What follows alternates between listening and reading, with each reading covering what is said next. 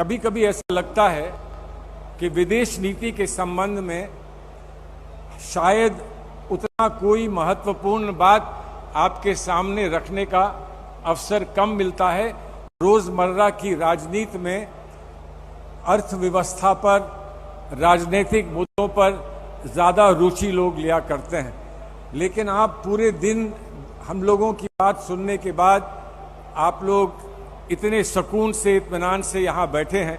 मैं इसके लिए आभार प्रकट करता हूँ और आपसे निवेदन करता हूँ कि हम समझने का ये प्रयास करें कि आखिर विदेश नीति का कितना बड़ा महत्व आज हमारी जिंदगी में है। चाहे हम राजनीतिक बात कर रहे हों या फिर हम अर्थव्यवस्था के संबंध में बात कर रहे हों, हम विश्व से अलग होकर बात नहीं कर सकते। आज जो विश्व में होता है उसका कल भारत पर प्रभाव पड़ता है और भारत इतना महत्वपूर्ण अब देश है अर्थव्यवस्था को लेकर भी कि आज जो भारत में होगा उसका कहीं ना कहीं असर पूरे विश्व में जाकर पहुंचता है। और फिर हमारी कड़ियां सब जगह जुड़ी हैं। आप जानते हैं प्रवासी भारतीय कितना महत्वपूर्ण उनका योगदान पूरे विश्व में अब है। जगह जगह बहुत उच्च स्थानों पर वो पहुंच चुके हैं और कहीं ना कहीं वो सहानुभूति अपने अपने देश के साथ रखते हैं, जिस देश में वो पैदा हुए या जिस देश में उनके पूर्वज पैदा हुए। हमारे भारतवर्ष के लिए कुछ सहानुभूति वो भी रखते हैं और इसलिए हम जो करते हैं, हमारे देश में जो होता है, उसको वो लोग बड़े गौर से देखते हैं और हमारे यहाँ कार्य प्रणाली को देखकर वो भी अपने निर्णय लेते हैं और वो हमारे लिए सहानुभूति बढ़ाते हैं या घट जाती है, ऐसा देखने को मिलता है। आज एक प्रश्न आया, बहुत दिन से हमारे भारतवर्ष में जब से ये भारतीय जनता पार्टी की सरकार आई तब से अंकुश लगाने के प्रयास हो रहे थे कि मीडिया पर अंकुश लगाया जाए, मीडिया पर अपनी बात, स्वतः अपनी बात कहने का जो अधिकार है उस पर कहीं ना कहीं रोक लगाई जाए। ये चलता रहा, बहुत दिन से चलता था। हम लोग इसकी शिकायत करते थे, आप लोग निकलकर सड़कों पर भी आते थे, लेकिन हमें इसमें बहुत ज़्यादा कामयाबी, सफलता प्राप्त नहीं हो रही थी और लोगों ने ये कहना शुरू किया ये तो गोदी मीडिया है और गोदी मीडिया से आप किस तरह से प्रभावशाली रूप से अपनी बात कह पाएंगे या उनको आप कन्विंस कर पाएंगे कि वो अपने बंधन को तोड़ें।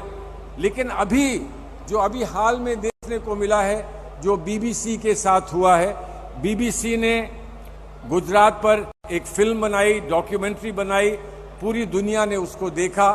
अब इनका ये मानना है कि वो दिखाने का अधिकार नहीं है। हमारी सरकार जहां तक इसका वर्चस्व है वो भारतवर्ष में है।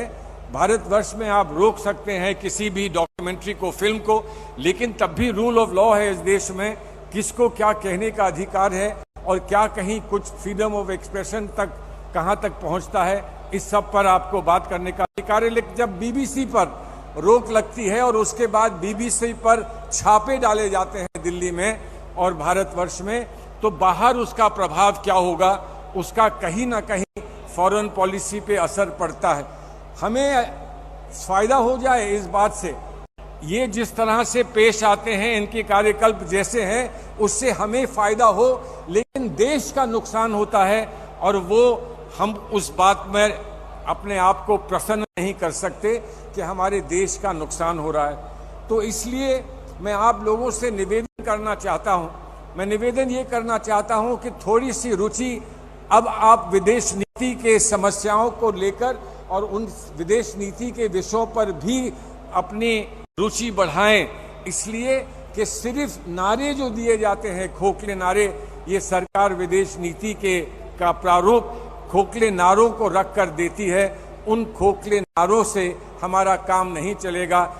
विदेश नीति एक बहुत गंभीर प्रयास होता है जिससे हम अपने देश को भली भांति अपने देश को का प्रचार करें, देश को फायदा दिलाएं, देश को सफल बनाएं। इसके लिए हम अंतर्राष्ट्रीय स्तर पर और देशों के साथ कैसे संपर्क बनाएं और कैसे उनसे बात करें, कैसे उनसे चर्चा को आगे बढ़ाएं, ये विदेश नीति का हिस्सा होता है। इसको एनलाइटन सेल्फ इंटरेस्ट कहते हैं कि आपको अपने हित की बात करनी है, लेकिन ऐसी हित की बात नहीं करनी जो आप किसी और का नुकसान करें। इसलिए आप एनलाइटन सेल्फ इंटरेस्ट कहते हैं। माननीय अध्यक्ष जी आ गए हैं और अध्यक्ष जी ने हमको बहुत बहुत प्रेरित किया है इस मामले में, और मैं ये चाहूँगा कि अध्यक्ष जी की मौजूदगी में ही आपका मत प्रस्तुत हो जाए। मैं बहुत जल्द 2-4 बातें कहूँगा कि जो 70 साल में राष्ट्रीय कंसेंसस बना था, हम उसमें पक्षपात नहीं करते थे कि कौन सी पार्टी क्या कह रही है, बल्कि हम ये मानते थे कि भारतवर्ष में सब लोग एक राय होकर एक मत बनाकर अपनी बात जब विश्व में रखेंगे तो विश्व में रखी हुई बात का प्रभाव होगा, असर होगा। और मैं जानता हूं कि जब मैं जूनियर विदेश मंत्री था और हमें पाकिस्तान का सामना करने के लिए नरसिम्हा राव जी प्रधानमंत्री थे, उन्होंने हमें जिनीवा भेजा था, तो मुझे उन्हें अपने डेलीगेशन का अध्यक्ष ना बनाकर अटल बिहारी वाजपेयी जी को, जब ऑपोजिशन लीडर थे, उनको अध्यक्ष बनाया था, ताकि भारत की बात में कोई ये ना कह पाए ये सिर्फ सरकार की बात है, ये विपक्ष की बात नहीं है। लेकिन आप जानते हैं कि आज देखने को ऐसा मिल नहीं रहा है। भारत की विदेश नीति, जो मैंने कहा कंसेंसस पर बेस्ड है, उसमें जो बहुत बहुत प्रभावशाली बिंदु हैं वो हैं मैत्रिता, करुणा, सत्य और वासुदेव कुटुंबकम। हम पूरे विश्व को एक परिवार मानते हैं। इसी स्तर में हमने हर स्तर पर अंतर्राष्ट्रीय संधियों को मजबूत करने का प्रयास किया। राजीव गांधी जी ने यहाँ तक कहा कि पूरे विश्व को हम परमाणु शक्ति बल की जो प्रतियोगिता है उसको हम रोक सकें। आज हमको कष्ट होता है जब हम सुनते हैं कि जो न्यूक्लियर जो ट्रीटीज थी उसमें रूस ने स्वतः ये निर्णय लिया कि हम न्यूक्लियर ट्रीटी से विड्रॉ करेंगे, क्योंकि यूक्रेन में अमेरिका हमारा साथ नहीं दे पा रहा है या अमेरिका हमारा विरोध कर रहा है। चीन का एक विषय है जो बड़ा महत्वपूर्ण है। अध्यक्ष जी ने चीन के विषय पर अपनी बात कही, हमको प्रेरित किया, हमको रास्ता दिखाया। चीन के विषय पर राहुल जी ने बहुत मजबूती से अपनी बात रखी है, और हम जानते हैं कि डोकलाम, गालवान, लद्दाख, अरुणाचल प्रदेश में हाल में क्या होता रहा है। तब भी बड़े दुख के साथ मैं ये कहता हूं कि जब भी राहुल जी ने सहानुभूति दिखाते हुए ये कहा कि देश की अस्मिता पर अगर कोई प्रश्न चिन्ह लगता है तो हमें पूछना पड़ेगा, हमारे जवानों पर अगर कोई कष्ट पहुंचता है तो हमें पूछना पड़ेगा, और उसका जवाब हमारी आज की सरकार ने ये दिया कि माननीय राहुल गांधी जी को इतनी जानकारी है तो वो हमें क्यों नहीं बताते कि हमें क्या करना चाहिए। और फिर ये फौज क्या सरकार ने भेजी थी या माननीय राहुल गांधी जी ने भेजी थी? फौज किसी ने भेजी हो, सरकार ही फौज भेजती है, लेकिन फौज किस मजबूती से लड़कर अपना काम करके दिखाएगी, इसमें विपक्ष खड़े होकर साथ देना चाहता है। कैसी सरकार है, कायर सरकार, कि विपक्ष का साथ भी लेने के लिए तैयार नहीं। अंतर्राष्ट्रीय नीति में बहुत सारी बातें होती हैं, जहां इंस्टीट्यूशंस होते हैं, जैसे ऑक्सफैम है, ग्रीन पीस है, एमनेस्टी है, जिनमें कभी हमको कुंठा का विषय हो, लेकिन वो बहुत मदद करते हैं, जगह जगह मदद करते हैं। जब भी कोई आपत्ति आती है तो वो मदद करते हैं।